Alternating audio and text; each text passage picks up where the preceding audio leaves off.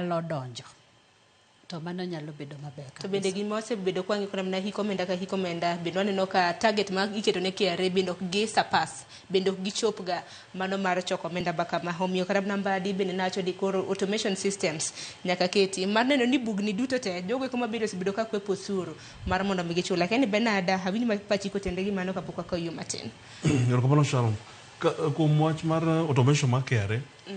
I'm aware ni sani already is on gisetemo and there's quite a lot magisetemo is in place and akore enhancing it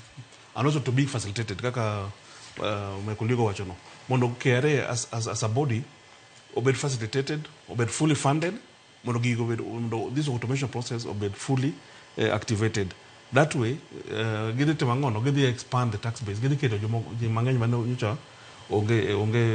within the tax base mondo bi odonji mondo temangono ochul osuru madwarego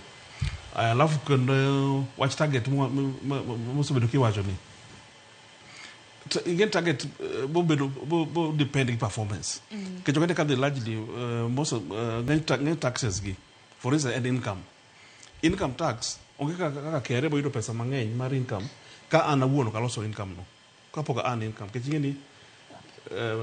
as an individual or as a company nyaka loss income no yuto no nyaka bed gi yuto no mondo kore ka KRA timangono yudo portion manager like in case of corporation tax 30%. In case of for employees